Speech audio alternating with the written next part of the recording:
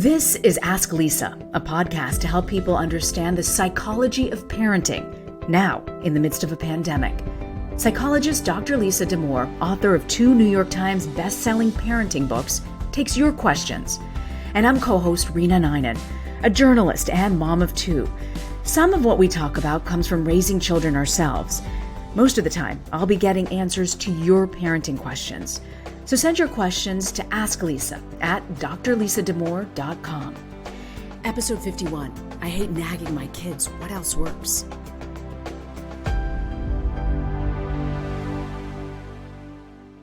Oh my gosh, their clothes are everywhere. We're supposed to tape this podcast. There's dishes all over from breakfast. I told my kids, I'm not Alice Brady. You guys got to learn what to do here. And wait, Alice, she was the maid. She wasn't a Brady, right? You're right, actually. Yeah. I called her Brady because she felt like part of the family. Seriously. So they giggled at each other and they said, "Who's Alice Brady?" Yeah, exactly. They've never watched the Brady Bunch. Oh my gosh, Lisa, I have been asking you for weeks, how do I get my kids to do these things that I hate nagging? I hate that part of myself. And I realized I'm not alone. We got this letter. It says, "Hello, Lisa. I've been really enjoying the wide variety of topics on your podcast and have a question for you. Although it seems like it should be such a simple task for my kids who are 13 and 15, I'm finding it particularly hard to get them to pick up their clothes off the floor, make their bed, get their bathrooms picked up, brush their teeth in the morning." Oh my gosh, yes, I understand that. I hate being a nagging mom, always having to remind them to do these simple tasks, but I find that if I don't, it doesn't get done. Should I let it go, not worry about it? Should there be a consequence if it's not done? The constant mess around the house is a lot to manage, and I'd love to hear your suggestions on how to handle it without having to be on top of them all the time. Oh my God, 1,000 amens to this. 1,000. Thank you for this letter, this beautiful letter that I've been struggling with as well. Lisa, what else works besides nagging? Well, this doesn't work, but I just have to mention it. So I went through a period in my family where I was like, no, I don't nag. I give helpful reminders. so I would say to my family, would you like a helpful reminder? I have a helpful reminder for you. So they don't think I'm funny, but I think I'm funny. Okay, this is right. This is parenting. Parenting can feel like nagging. And it's not that fun. Okay, so let's unpack it a little bit. Okay, Reena, why do you nag? When you nag, why do you nag? Because I've told you 1,000 times to do this, and it's driving me up the wall that you haven't done it. This is now the 20th time I've told you. Okay, so you nag because you want it done. Yeah. You want the thing done. And there are things that have to get done. And our kids seem to not remember that they need to get done. So if we frame this as, how do we get kids to remember to do the things they're supposed to do? That, I think, starts to breathe a little life into this, right? Because right now, the option that you're exercising and this mom is exercising is they remember to do the things they're supposed to do because I remind them to do the things they're supposed to do. Mm-hmm. And we hate this and they hate this, and so we want to get out of this role. So part of how I think about this probably comes from the amount of time I spent teaching college. And, we give out syllabi at the start of the semester, which are basically these are all the things you're supposed to do. Yeah. I will not be mentioning it again. You have it in writing.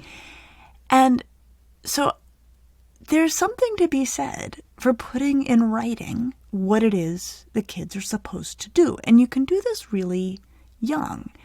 Some families do sticker charts, right, of all of the tasks that a kiddo has. And then they give them stickers for doing all of those things.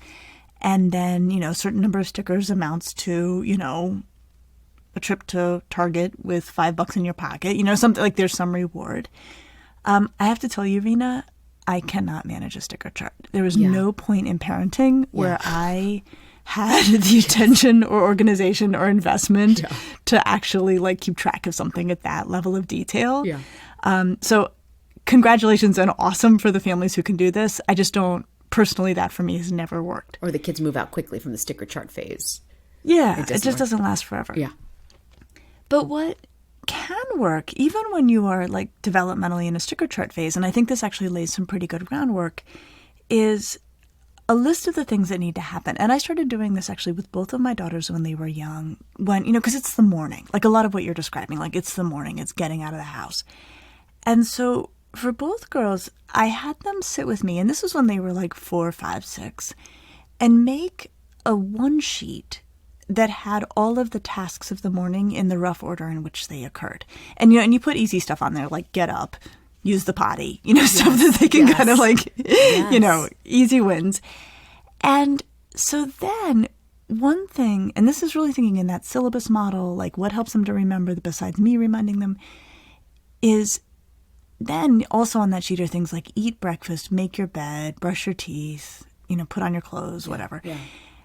And my rule always was you can't do anything else until these things are done. Like if you want to watch a little TV before school or whatever, like you have to first do these things. And so then when I had a kid dawdling around in front of me, I'd say, are you done with your list? Mm-hmm, mm-hmm. And so then it was their job to go check the list and their job to do the things on the list. Mm-hmm. But I wasn't the one saying, now you brush your teeth. Now you put your shoes on. That I was like, are you done with your list? If you're done with your list, then you can go do other stuff. If you're not done with your other list, you need to go do your list. So that's for little kids. What I wonder, I know this sounds juvenile, but I actually wonder if there's some older version of this, especially for kids who aren't doing it. Yeah. Right? So if we think about your morning, and your kids are not little kids anymore, is there a list you could make that would get you out of this role? Is there a list they could make? Like have them write down everything. Yeah, and post it somewhere where they can see it. I see. And this is Would that work? That's interesting. I find they might finally you get them to make the list. And what if they just don't adhere to doing it? Like how do you incentivize or motivate them to like want to do this on their own? So let's picture your morning list. Like if you were to write the list. Yeah.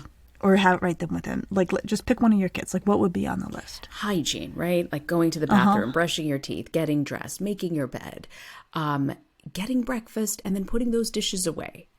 Right? So you make that list. Yep. And you post it like on your fridge. Like this is your morning list. These are all the things you need to do in the morning before you can, before you leave the house or before you can watch TV before school, if that's something your family wants to do. And let's say they're not making progress on the list, they're not doing it. And you say, hey, I'm looking at my clock. You got 10 minutes till we're out the door. Where are you on your list? I think for a lot of kids that will help. Just that kind of prompting of like, where are you on your list, right? Mm-hmm. You're already getting some distance from this. You're already getting yourself out of the role of like, I am your reminder. You basically sit there and then I will tell you the next thing to do, right? We don't want to be in that spot. And so then let's say your kid's like, meh, I'm not very far on my list, right? Or I'm indifferent to my list. So then I think you can start to say, well, you and I both know you need to get that list done. And you and I both know you have 10 minutes. And again, what you're trying to do is back out of the role as the one who holds the responsibility for all of this. But I still feel like I have to nag them to stay on task with the list. So what happens when you finally do get mad? Does that get them going? Raise my voice. Mm-hmm. They know I'm irritable. I'm very, very high nagging phase at that point, and nobody wins. They're still dragging their feet about it, and we all start our day off in a horrible way. Okay.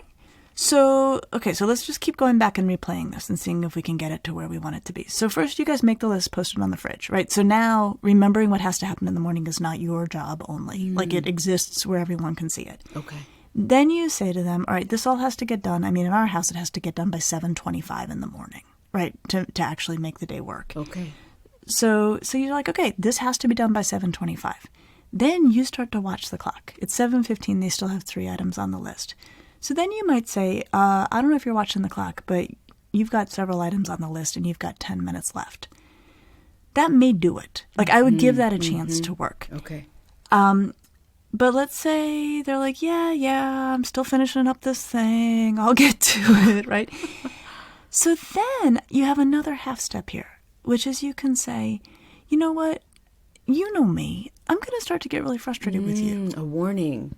Yeah, if you don't get going, this isn't going to go well. And then I'm going to be all cranky, and you're going to get all nagged, and we're going to have a really rough goodbye, as you head off to school.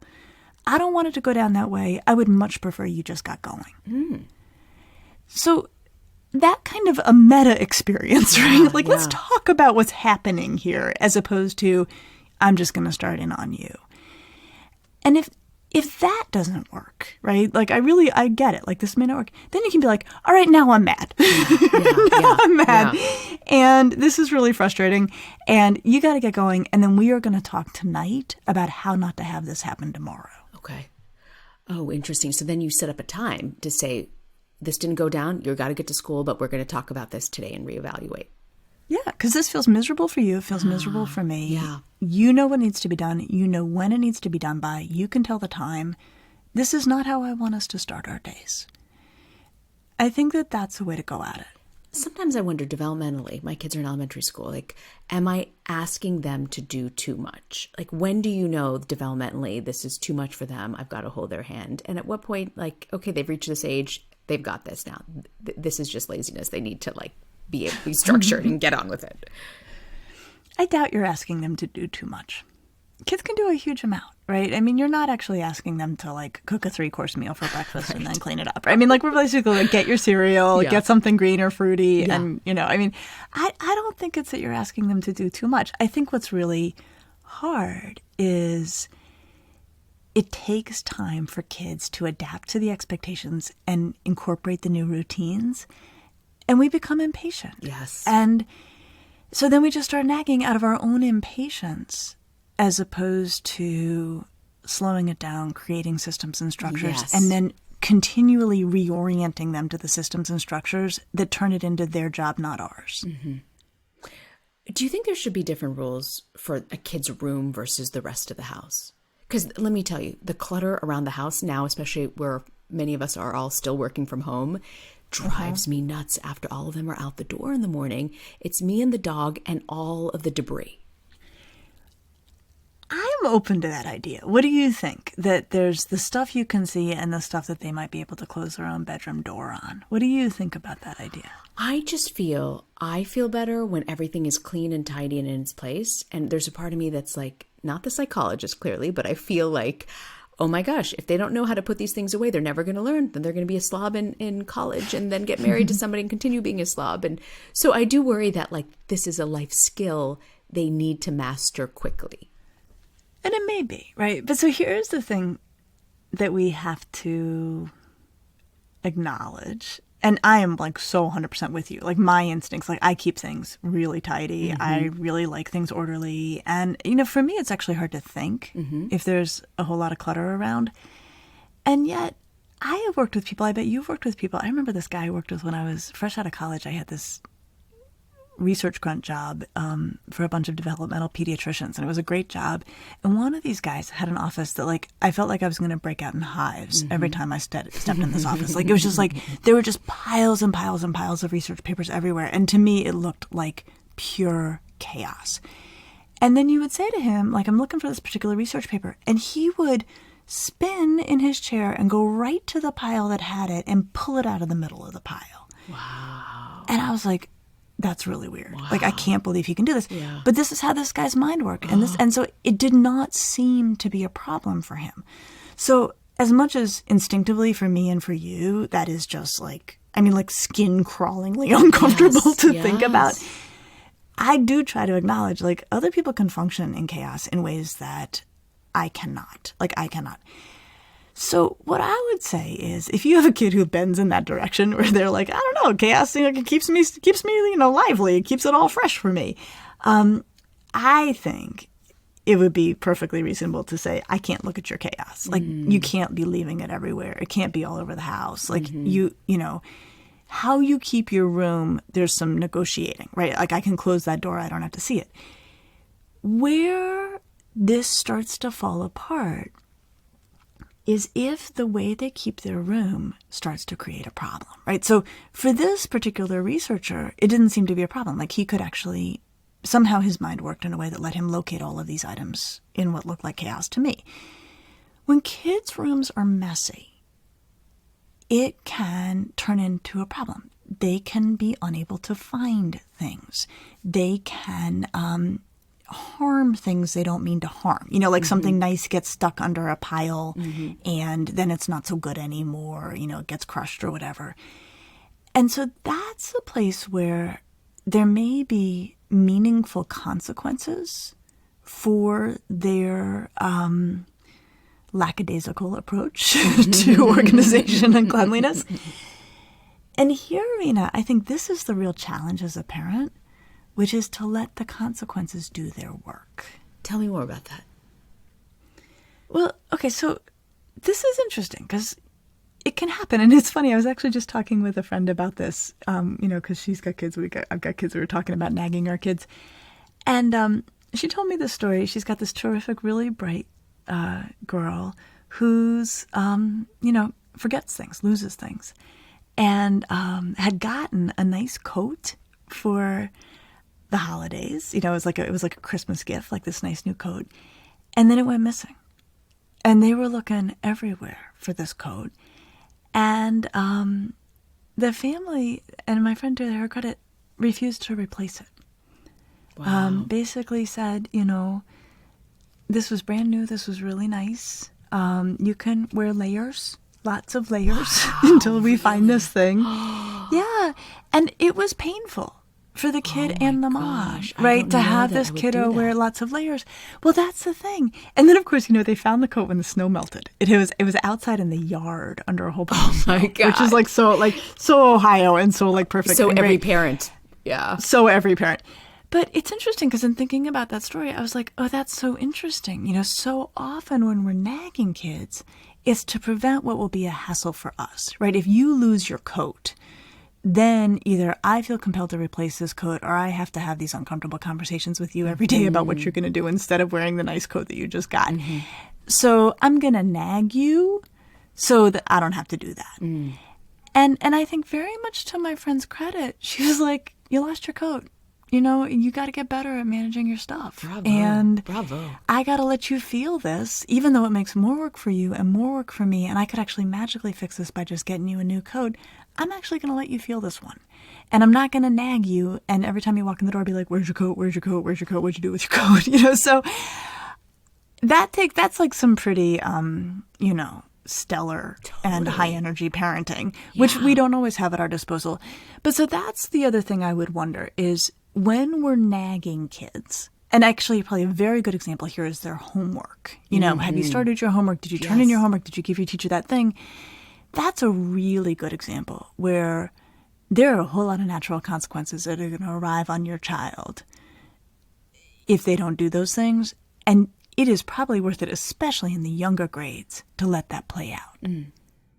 Wow. Yeah. And in the 5th grade now, the teachers, you know, preparing kids for middle school are saying, don't, if they forget something, if they don't, let them suffer the consequences. And yes, my son's teacher was like, a lot of parents don't let the kids suffer the consequences to protect them. Absolutely. Absolutely. And there's two things I would add on that. You know, one is if you are, you know, foot on your kid's neck, like, did you do your homework? Where are you with your homework? Have you turned it in? You know, stuff like that. And that's how they get their work done. You've basically signed up for a pretty permanent job, right? I mean, you're stuck then feeling like you have to keep doing that because, especially as they age, the grades matter and you're not going to just suddenly drop them. The other is, and this is incredible to me, sometimes when I've been at schools and I've spoken with the kids during the day and then I'm speaking with the parents at night, I will ask kids to fill out on a piece of paper, like, what is it you want your parents to know? Like, what would, you know, what can I share with them that you wish they knew? And Reena, it is amazing to me how often kids, especially middle schoolers, have written, let me deal with the consequences of my actions. Like kids are asking this. Wow, really? Yeah. And so if it's nagging to prevent your kid from feeling emotional distress about having to go to school and say to a teacher, I didn't do the work, don't nag. You know, the kid, so, you know, what does this look like at home? What it looks like at home is, you know, it's homework time and your kid is not doing it. And, you know, it's a problem. I think you can say, you and I both know it's homework time. I think you should be doing your homework, but you don't seem to be doing your homework. I'm going to bed, right? Yeah. And, or, you know, I'm going to go watch my show. And then the next day, if the kid's like, oh no, I didn't do X, Y, or Z, I think that's when the parent can say, well, you will deal with your teacher about it. You need to let them know what happened, or they're going to quickly figure it out. Kids won't do that too many times before they start to fix it, right? Having to go into school and say, I didn't do it, I don't have it, is pretty painful. Totally. Let kids feel that pain, especially before high school. So just to recap, Lisa, what really matters when you're trying to motivate your kid and you want them to take responsibility and not to have to nag? What would you say are like the 3 things we need to do? I think the first thing, and it's interesting because I've thought it through as we've talked about it, we nag for different reasons, right? One is there's stuff that has to get done in the morning and it just has to get done or get done in the evening. The other is I don't want my kid to feel the painful consequence of not doing the thing that I can remind them to do. So I would actually separate those out. So the second thing is if it's like a list thing, like where you're remembering for them, but they really could manage it themselves, make it a list. Make it a third party. Make it a thing that you can point to and say, you need to be doing those things. I'm not going to stand here and remind you of each of those things. And then third, if it's a pain prevention thing, right, I'm going to nag you so you don't go to school without your homework, let them feel the pain. And that should quickly put you out of the nagging business. And that is what we want. Very interesting. Letting them feel the pain. And also that list. I'm going to try that list because I've never done it that way. And let's see how that goes. Very interesting. Let us know. I absolutely will. By the way, what age developmentally can you rely on them to cook a 3-course meal? I'd like to know that one too. If you find out, you tell me. We are not there. But you know what? I will take any kid who can make their own quesadilla. Man, I think that is pretty much crushing it. No, I'm just waiting to get to the, what do you call them? The YOLO, you're on your own dinners? Oh, yeah. Yo-yo dinners. Yo-yo dinner. My gosh. Yep. We Basically love feed those. yourself out of the fridge. It is the best. It is the absolute best. I love it. So what do you have for us for Parenting to Go? That phrasing, you and I both know, I think is one of the best phrasings in all of parenting. It actually comes from a psychologist from a long time ago named Haim Ginott. And it's really brilliant because it's basically getting the parent out of the position of saying, it is my job to tell you this thing, and actually putting the parent in the position of saying, I know you know this, which puts the right kind of pressure on kids, which is to basically be motivated by what they themselves know needs to happen. Ooh, that is really, really good. Really good. And we should mention next week, we're going to be talking about something you've been researching extensively. Yeah, we're going to talk about edibles, a topic that was relatively new to me and one where there's a lot that parents need to know. I have a lot of questions. Can't wait. See you next week.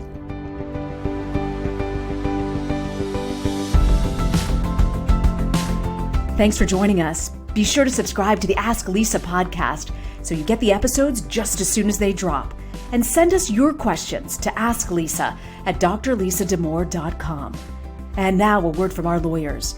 The advice provided on this podcast does not constitute or serve as a substitute for professional psychological treatment, therapy, or other types of professional advice or intervention.